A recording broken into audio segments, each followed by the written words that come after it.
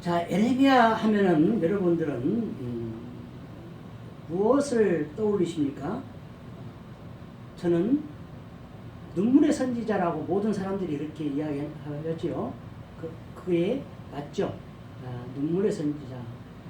제가 이걸 준비하면서도 옛날부터 에레미야가 그런 삶을 살았다고 생각을 했지만은 이걸 준비하면서 정말로 눈물겨웠어요. 왜냐하면은 다른 모든 선지자들은 하나님 말씀을 선포하면서 박해도 받고 핍박받지만 영광도 받았다라는 거예요.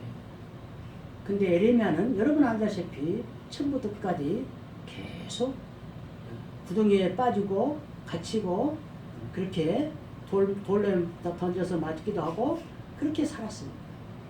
물론 바울도 그런 삶을 살았지만 바울은 또 그런 대로 대접을 받았다고 생각해요. 저는 핍박 속에서도.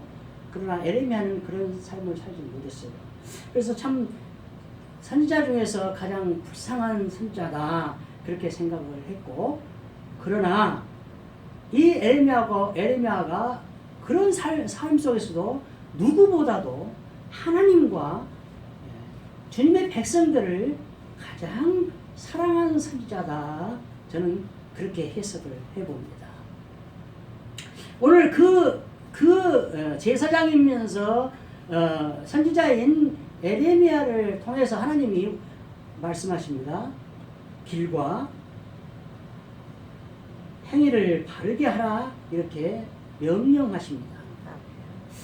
자, 그런다면은 길과 행위를 바르게 하라 했다가 지금 현재 그 말씀을 받는 지금 유다 백성들은 그 행위를 그 길을 바로 가고 있고 행위를 잘하고 있을까요? 아니죠. 잘하고 있는 사람한테 잘하라고 안 해죠. 물론 하기도 해죠. 말리는 달에게 달리는 말에게 채찍질 한다고 하듯이 할 수도 있어요. 그러나 오늘 이 본문에서 말하는 것은 지금 현재 유다 백성은 그런 삶을 살고 있지 않아요. 그래서 하나님께서 백성들을 책망하는 것과 아울러서 회개를 촉구하고 있습니다. 바르게 살지 못한 그 삶을 청산하고 회개하고 하나님께로 돌아와서 하나님의 길과 행위를 똑바로 해라. 그런 말씀이죠. 자, 그렇다면 지금 현재 이 말씀이 선포되는 이 현재의 백성들의 삶은 어떤 삶인가를 오늘 본문을 통해서 한번 살펴볼까 합니다. 오늘 백성들은 하나님과 우상을 겸하여서 성김의 죄를 짓고 있어요. 근데 이 사람들은 그런다고 생각할까요? 아니에요. 그런 사람 아니에요. 자기들은 잘하고 있다고 생각해요. 자, 2절에 너는 여호와의 집 문에 서서 이 말을 선포하여 이르기를 여호와께 예배하러 이 문으로 들어가는 유다 사람들아 여호와의 말씀을 들으라. 지금 성전 문 앞에 서서 에레미야가 거기에 들어오는 모든 사람들이 하나님께 예배하러 들어오는 사람들, 모든 사람들을 이야기하고 있어요. 믿는 사람들을 이야기하고 있어요. 예배하러 오는 사람들을 이야기하고 있어요. 그 사람들한테 뭐라고 이야기하고 있어요? 길과 행위를 바르게 하라고 선포하라고요. 자, 이 말을 여러분들은 할 수 있을까요? 지금 우리 예배드리는데 저 앞에 서서 출입구에 서서 들어오는 사람마다 똑바로 살아 할 수 있겠어요? 저는 못할 것 같아요. 저는 못해요. 자, 이 성전에 지금 예배로 들어오는 사람들이 지금 현재 아무 문제가 없다고 생각하고 들어오고 있어요. 그리고 하나님께 예배를 드리고 오는 거예요. 자, 더 문제는 4절. 너희는 이것이 여호와의 성전이라 하는 거짓말을 믿지 말라.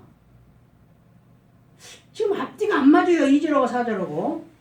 여호와의 집 문에 서서 에레미야가 선포하는데 여기에로 예배를 하러 들어오는 사람들이 한때 이런 말을 선포하라 하면서도 하나님께서는 여호와의 여기가 성전이라고 믿지 말라는 거예요. 그 말을. 그럼 여호와 성전이라고 하는 걸 누가 해요? 제사장 포함한 모든 사람들이 다 그렇게 이야기를 하고 와요.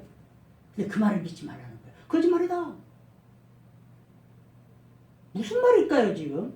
너무나 잘못됐죠. 하나님이 지금 이게 너무나 잘못된 말씀을 하고 계셔요, 지금. 여호와의 집에, 예레미야는 여호와의 집 문 앞에 서서 선포를 해놓고, 여기 들어오는 사람은 다 여호와의 성전이 아니라고 해버려요. 그게 들어오지 말라는 얘기예요. 오지 말라는 얘기예요. 이사야서 1장에서 내 마당만 밟을 뿐이다 하는 말씀하고 똑같은 말씀이에요, 지금 이게. 지금 그 사람들은 여호와의 집에 와서, 성전에 와서, 뜰에 와서 예배를 드리고 희생 제사를 드리러 왔어요. 근데 내 마당만 밟았다고 해요. 우리 시골로 말하면 끌막히 들어와서 마당만 이러고 보고 가본 거예요.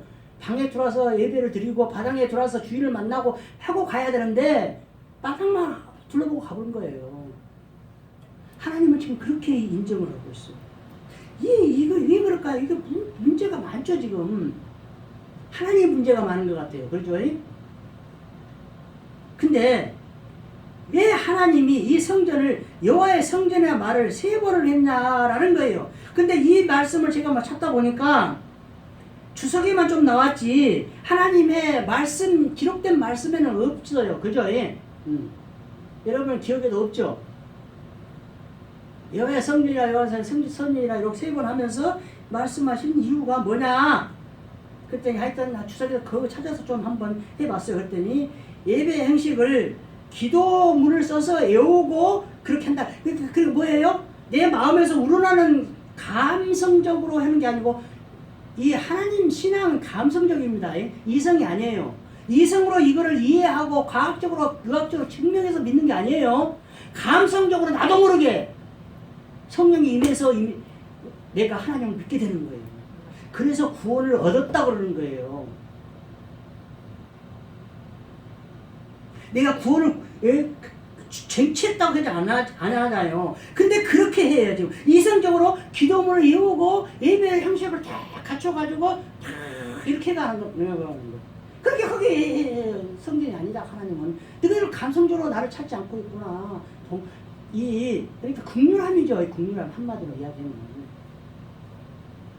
또 하나는 지성소, 성소, 성전 뜰이 있는데, 지성소는 언약궤가 모셔져 있는 상태이고, 성소는 제사장들이 제사를 드리는 곳이고, 성전들은 여기서 희생제사, 번제를 드리고, 다른 제사는 성소로 들어와서 피를 가지고 들어와서 피 뿌림을 하면서 제사를 드리죠. 이 3가지인데, 이 전체를 통해서 회막이, 성전이 어떤 역할을 해요? 피난처 역할을 해요. 그래서 죄를 짓고 들어오는 사람은 딱 돌아보면은 경찰이고 뭐 군인들이고 뭐이고 문에서 들어오지를 못해요. 그죠? 여러분 영화를 보면 다 알죠.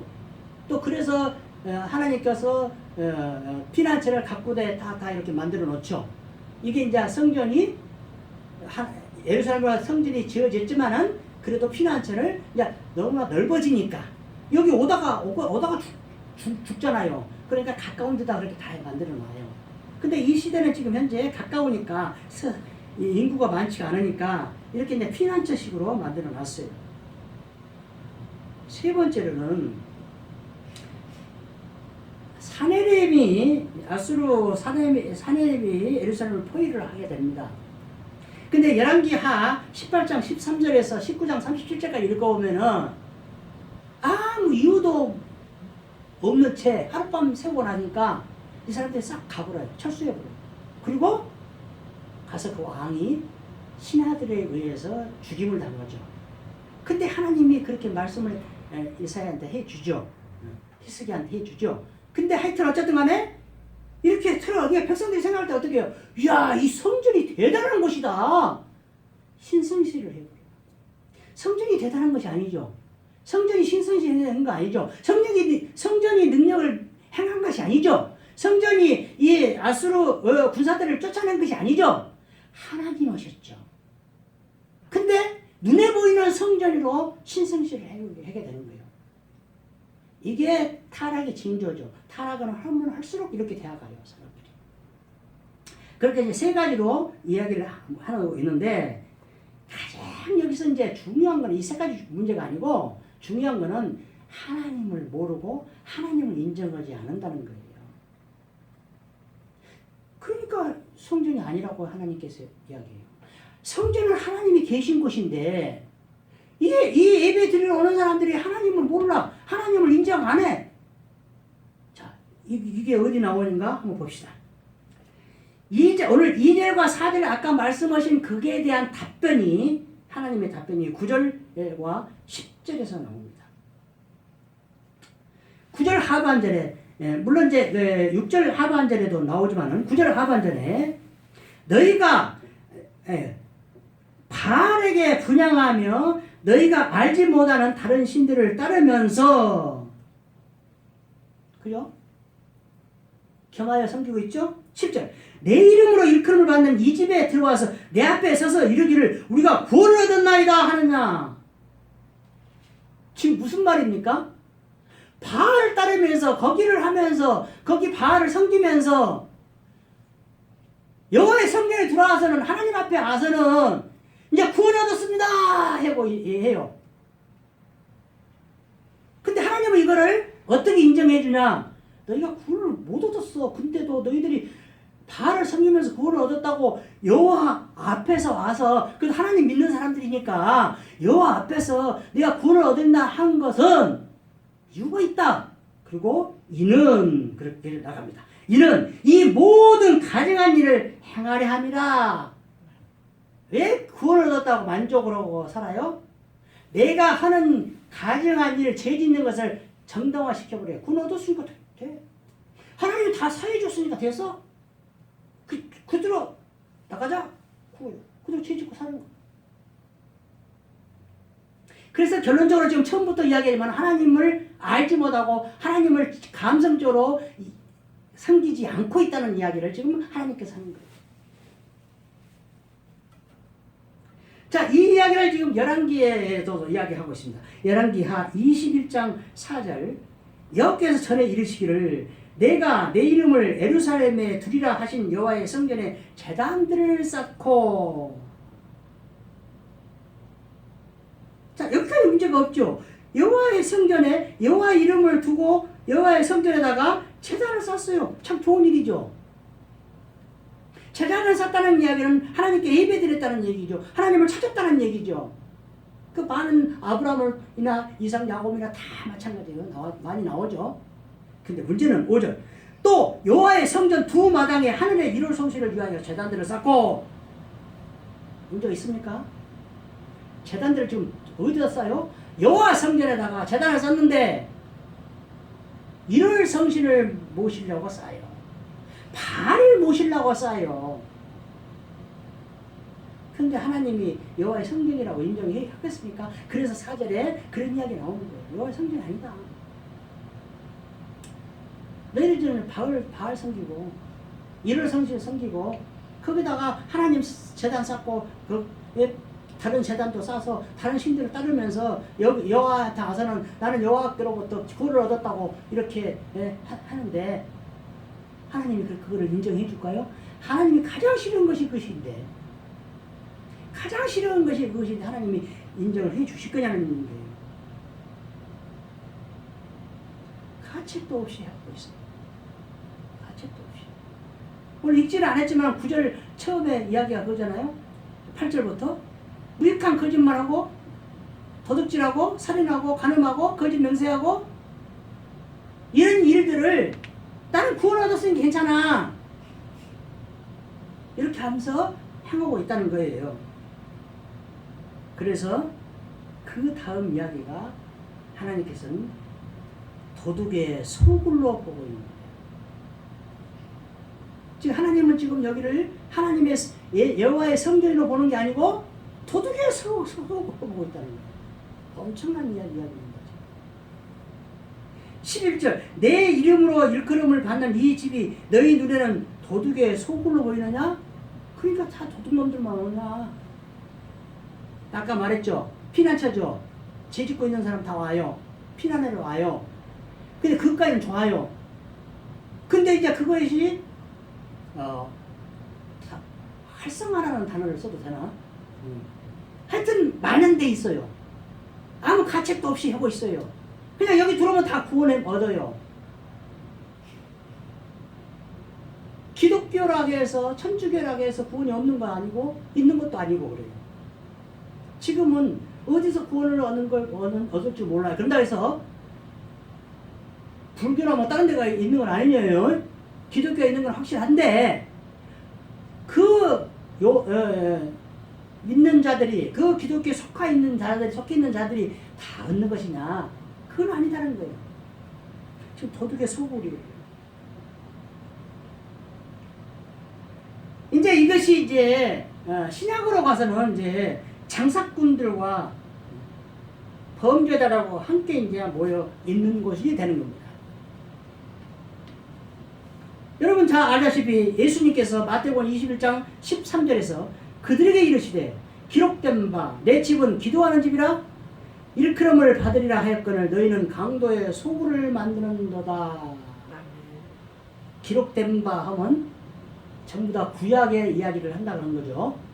그러면 기도하는 집이라는 것은 이사야서 56장 7절에 나오는 만민이 기도하는 집이다. 그렇게 이야기를 하나님께서 하고 싶어 계세요.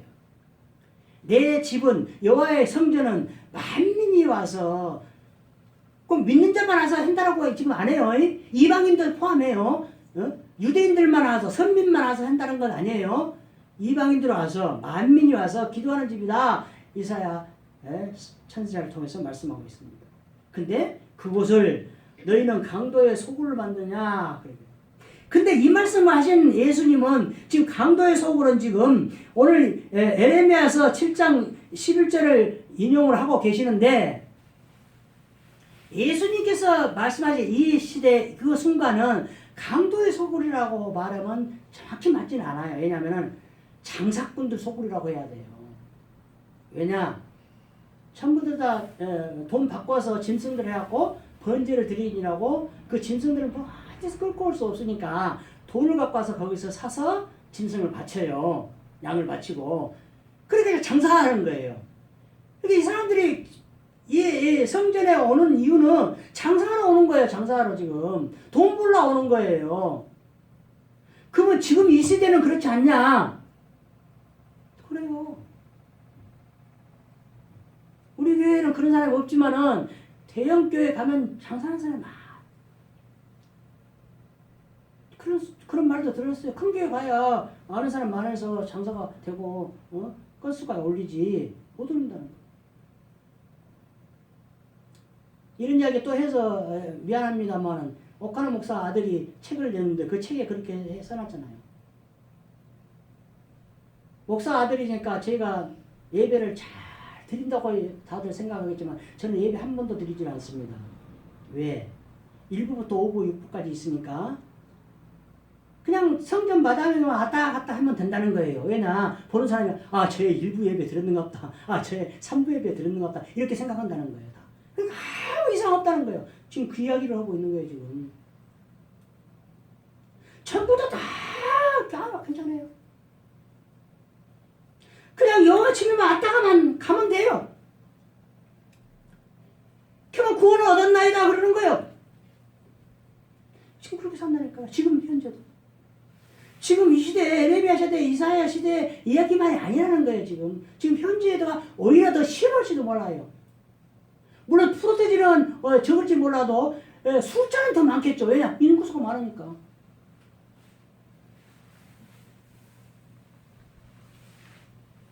이에 대해서 하나님은 경고하십니다. 실로의 행함과 같이 내가 예루살렘에 행하겠다.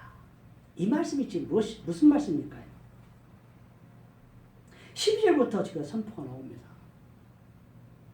그럼 실로에 대해서 알아야 되겠죠. 실로가 사사기 18장 31절 전문자 모양은 하나님의 집이 실로에 있을 동안에 그러면 실로라는 그 지점에 하나님 성소가 있었다는 거예요. 회막이 언약 이때는 이제 회막이 아니고 언약궤죠. 언약궤가 있었던 거예요. 근데 바벨론에 의해서 뺏겨버려요. 자, 바벨론. 사무엘 시대가 바벨론이 아니죠. 사무엘상 1장 9절 그들이 실로에서 먹고 마신 후에 한나가 일어나니 그때 제사장 엘리는 여호와의 전 문설주 곁 의자에 앉아 있었더라. 지금 한나를 포함한 그 식구들이 지금 제사를 드리러 언약궤가 있는 실로에 와서 예배를 드리고 먹고 그렇게 하고 이제 가는데 제사장 엘리는 여호와의 전 문설주 곁 의자에 앉았더라 이렇게 표현을 하는 것이죠. 근데 하나님이 그 언약궤를 뺏기게 만드는데 사무엘상 4장 11절 하나님의 계회는 빼앗겼고 엘리의 두 아들 홈리와 비느하스는 죽임을 당하였더라. 나중에 엘리도 죽고 또 그 두 아들 아내도 애기 낳다 죽고 다 죽어요. 그래서 사무엘한테 예언했던 그 말씀이 그대로 이루어지시는 거예요. 그럼 하나님이 이 말씀을 여기에다 인용한 이유가 뭐냐? 내가 선택한 민족, 내가 선택한 이 해막을 성전을 내가 부숴볼 수 있다. 그죠? 그 얘기를 하는 거예요. 지금. 너희들 지금 여기 와서 구원 얻었다고 콧소리치고 있는데 난 없애볼 수 있어. 이 이야기가 신약에서는 그렇게 되죠. 우리가 돌 감람나무예요. 근데 감람나무에 접붙임을 받았어요. 우리는. 근데 하나님이 온 가지도 잘라버리는데 이 접붙임 받은 돌 감람나무를 잘라버리지 않겠느냐? 너 잘해라 이거예요. 지금 사도 바울이 지금 그렇게 편지를 쓰고 있는 거예요. 그러니까 한 번 구원 얻었다고 한 번 하나님이 믿는다고 해서 그것도 끝나는 것이 아니다는 거예요. 지금 그 이야기를 계속적으로 기록해 나오면서 하나님 말씀하고 계시는 거예요. 지금 오늘 이 말씀도 그렇고 신약에서 말씀한 것도 그거예요. 그래서 어떻게 살으라고? 길과 행위를 똑바로 하고 살으라고. 아멘. 그게 결론이에요.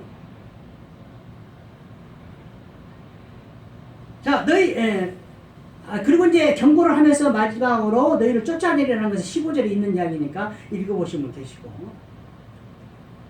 이렇게 경고를 해놓고 하나님은 너희 길과 행위를 바르게 하라고 말씀을 하시는데 국률의 하나님께서 우리를 멸망케 하지 아니하시고 은혜를 베풀어 주셔서 기회를 주시는 거예요. 회개해야 할 기회를 주시는 거예요.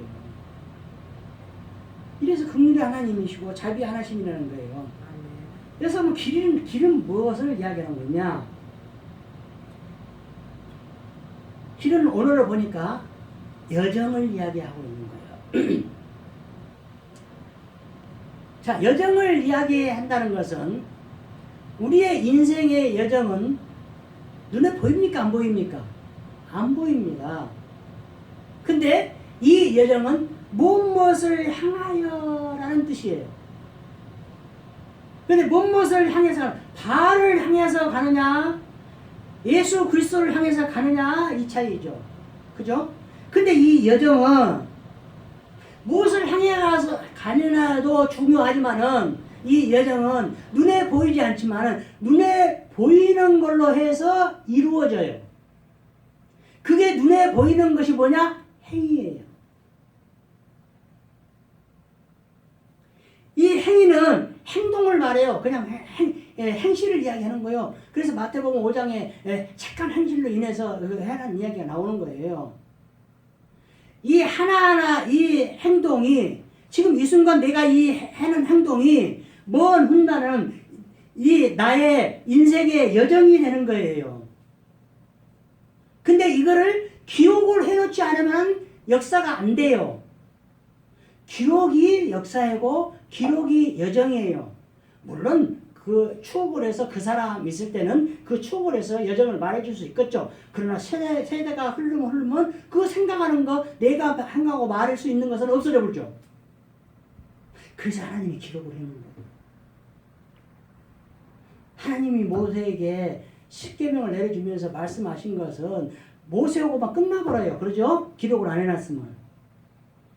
그래서 모세오경을 여러분 모세오경 읽기가 쉽습니까? 겁나게 길기도 하고 어렵기도 하고 읽으면서 무슨 내용인지 모르겠고 그런데 이 모세는 그 수많은 일을 해나가면서 이걸 기록을 해놨다는 거예요. 얼마나 대단한 사람입니까? 그래서 믿는 것도 건강히 뒷받침해 줘야 된다는 생각이 저는 해봐요. 저도 하고 싶은 거 못해요. 저 솔직히 해서요. 책 한 권 쓰고 싶어요. 내 사상을 내가 하는 깨달음을 한번 고려전설을 하든 아니면 성경 공부의 식으로 하나를 만들든 하나를 해놓고 싶어요. 근데 안 돼요. 힘들어서. 하려고 시도하다 말아버려요. 그리고 저희 변명 같지만 제 인생이 어렸을 때부터 몸이 약해가지고 무엇을 하다가 힘들면 말아버리는 했잖아요. 그게 습관화가 되어버린 거예요. 그래서 미안한 이야기만 지금 다 묻히다가요. 목사님들이 하는 이야기가 그거예요. 목사님은 처음에는 기가 막히게 잘 친다는 거예요. 근데 나중에 무너져 버린다는 거예요. 왜 그래요? 뚝심이 없어서. 나중에요. 바둑도 그렇고 장기도 그렇고 전부 다 그래요. 핫도도 그렇고 다 그래요. 나중에 무너져 버려요. 처음에는 잘해요.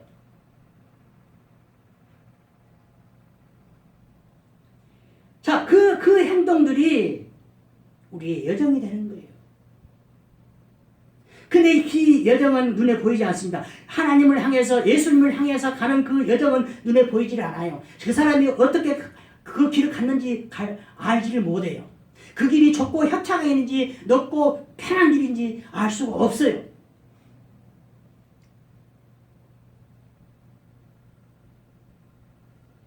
근데 그 여정이 하나님께서 인정해주는 여정이 되려면 우리가 평소에 하나하나 행동 하나하나를 착한 현실로 연결을 해야만이 가능하다는 얘기입니다. 뭐 행동이 중요하냐? 하나님 하면 되지. 믿음만 지키면 되지. 물론 끝내는 믿음을 지키는 것이 끝까지 승리하는 것이 이기는 거예요. 그러나 그거는 자기 혼자만의 구원이 되는 거예요. 이 땅에 온 목적은 자기 혼자만이 구원받으려고 하나님이 보낸 거 아니에요. 빛과 소금의 역할을 착한 현실로 그들로 하나님께 영광을 돌리라고 하나님 보내준 거예요. 근데 그 일을 못 한다는 거예요. 그렇죠? 그 일을 못할지라도 나라도 구원 받아야 되겠죠. 그죠?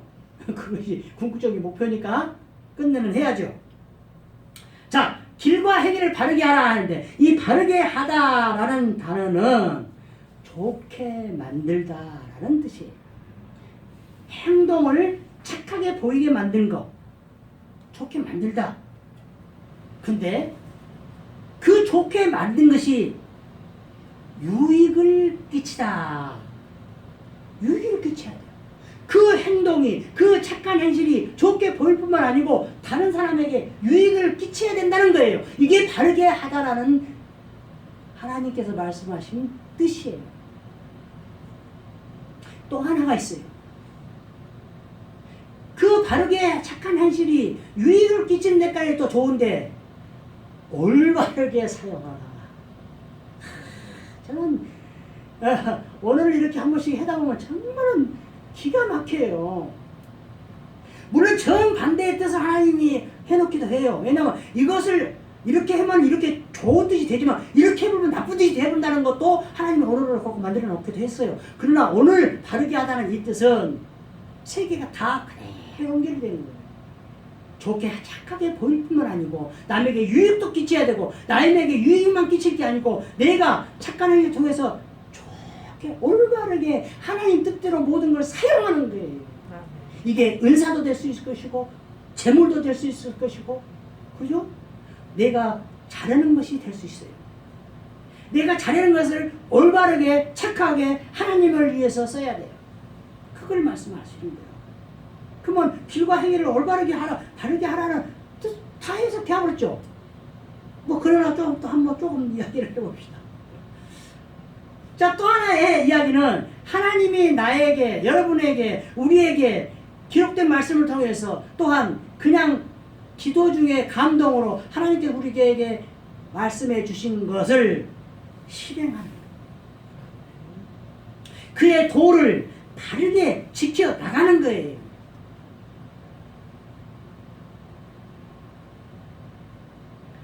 그렇다면 오늘 간단하게 알아봅시다. 오늘 길과 행위를 바르게 하는 것들이 오늘 본문에 어떻게 기록되어 있어요? 5절에 보면 이웃 사이에 정의를 행하라. 정의를 행하는 거 뭐예요? 유익을 갖고 끼치라는 거예요. 유익을 끼치라는 거예요. 근데 또 유익을 끼치는데 올바르게 사용하는 거예요. 이게 정의예요. 다른 거 없어요. 늘 말씀드리나 하나를 여러 가지로 하나님이 설명하는 것 뿐이에요. 하다 보면 똑같아요. 6절 이방인과 과부를 압제하지 마냐면 이거는 구약에 너무나 많이 내가 강조를 한 거죠. 이것도 무죄한 피를 흘리지 말라는 것도 이것도 정당한 피를만 흘리라는 거예요. 그죠? 살인을 정당한 살인. 그러니까 다윗을 하나님께서 인정해주는 이 얘기가 피를 많이 흘려서 여호와의 성전을 짓지는 못하지만은 그 피 흘린 것 가지고 묻지는 않죠. 그죠? 우리아를 죽인 것 외에는 묻지. 전쟁에서 지금 피를 많이 흘려서 성전을 못 짓는 것은 전쟁 때 많이 흘린 걸 이야기하고 있는 우리아를 말하는 거 아니에요. 그래서 성전을 못 지을 정도로 그렇게 하나님이 말씀하시는데도 거기에 대한 것을 어떤 징계를 하지 않아요. 그 뭐예요? 정당한 살인을 하나님은 인정을 해줄 수 있다는 거예요. 그것이 이제 피난처에 대한 이야기도 다 나온 거죠. 피난처에서 하고 있으면 죽이지를 못하죠. 어떤 사연이 있어도 대제사장이 죽기 전까지는 죽이지를 못해요. 대제사장이 죽으면 이제 풀려나와서 그 사람이 잘못했으면 죽여도 되고 잘했으면 살려도 돼요. 이게 아마 지금 우리로 가면 뭐 석방하고 지옥에 옥에 가둬놓고 이런 걸 이야기한 것 같아요. 보석을 풀려나고 그런 것 같아요. 자, 그 다음 8절 보라 너희가 무익한 거짓말을 의존한다. 거짓말을 한다는 것까지 이야기를 하는 게 아니고 그 차원을 넘어서 거기를 의지한다는 거예요. 지금 뭐를 의지하고 있어요? 여호와의 성전이나 이 거짓말을 너희들이 믿고 따르고 의존한다는 거예요. 의지하고 살아요. 지금 거짓말은 자체도 문제지만 거짓말 자체를 문제 삼은 거 아니에요. 하나님 여기서는 그 말을 믿고 따라간다는 거예요. 그걸 문제로 삼고 있습니다. 구절에 아까 말씀드린 도저히 사실은 가는 그거지 명세 이야기를 하고 있고. 그렇다면은 이렇게 착한 행실로 착한 길과 행위를 바르게 하고 살아가는 이유가 하나님은 뭘까요? 왜 그럴까요? 이유가 있을 거 아닙니까? 저는 이렇게 이유를 정의를 했습니다. 신명기 32장 4절 중반절 그의 모든 길이 정의롭고 진실하고 거짓이 없으신 하나님이시니 공의로우시고 바르시도다. 우리가 하나님을 믿고 따른다면 하나님이 공의롭고 정의롭고 거짓이 없고 진실하시니까 그렇게 해라는 예수님 제자라면 예수님이 하신 일을 해야 된다는 거예요. 그 이야기를 하시는 거예요. 지금 레위기 19장 2절 너는 이스라엘 자손의 온 회중에게 말하여 이르라 너희는 거룩하라 이는 나 여호와 너희 하나님이 거룩함이니라. 하나님이 거룩하니까 거룩하라는 거예요. 이게 이유가 되겠죠? 충분하죠? 저는 이렇게 정리를 해봤습니다. 말씀을 마치는데 제가 어떤 학자들 주석가들 누가 말한 거 인용을 안 했나는데 오늘 하나 할게요. 파스칼이라고 여러분 인간은 갈대다 생각하는 갈대다 이게 이제 방세라는 그러니까 방세는 하나의 소설이 아니고 여러 가지 편집해 놓은 거예요. 탈무드처럼 편집해 놓은 건데 그것 때문에 이제 유명해진 건데 파스칼. 저도 파스칼이라는 이름만 알고 방세 인간은 생각을 갈대다 이 정도만 알았어요. 근데 대단한 사람이더라고요. 철학자이며 수학자이며 과학자이며 신학자이고 어떻게 이렇게 한꺼번에 다 한 사람이 이렇게 잘할 수 있습니까? 뭐 파스칼 수학에도 요한이는 알겠고 뭐 파스칼 뭐 수학에도 정리해놓고 했다네요. 주석에 보니까 나는 수학 정리라고 피타고라스 정리밖에 모르는데 파스칼도 그렇게 했다는데 여기서 제가 인용하는 거는 뭐냐 이거예요 지금. 파스칼이 이렇게 써놨습니다. 인간은 천사도 아니고 짐승도 아니지만 불행한 것은 천사처럼 자기를 여기고 있으면서 짐승처럼 행동하는데 그 대단히 있다. 진리는 평범한 데서 나와요. 별말 아닌 것 같죠? 대단한 말이에요. 지금 우리는 천사도 아니고 짐승도 아니에요. 천사도 아니고 왜냐하면 이 인간의 육신을 입었으니 천사가 아니죠. 또 짐승 아니면서 우리를 이성을 줬으니까 짐승이 아니죠. 우리도 짐승 동물이에요. 똑같은 동물이에요. 근데 하나님이 이성을 줬기 때문에 동물에서 벗어나서 짐승에서 벗어나서 사람이 된 거예요. 근데 천사도 아니고 짐승도 아니라고 해놓고 천사처럼 자기가 여기고 신성하다 이거야. 신령하다 이거야. 그리고 짐승처럼 이 많은 죄를 짓고 있다. 가책도 느끼지 않으면서 이거를 지금 파스칼이 그렇게 정리했다 이거지. 잘했죠. 예. 오늘 말씀하고 너무나 맞아서 제가 이렇게 인용합니다. 그렇습니다. 우리는 천사가 아닙니다. 신령할 수가 없어요. 또한 짐승도 아닙니다. 짐승처럼 자기가 하고 싶은 대로 정욕대로 사는 것이 아닙니다. 오늘 하나님의 말씀을 우리가 마음에 새기면서 하나님의 명령에 의해서 또한 우리의 자의에 의해서라도 우리의 가는 길과 행위를 하나하나 바르게 하여서 먼 훗날 하나님 앞에 갔을 때 그 어려운 가운데서도 역경을 이겨내고 그렇게 잘 살았구나. 충성된 종아. 칭찬받을 수 있는 나와 여러분들이 되기를 주의 이름으로 축원드립니다. 아멘.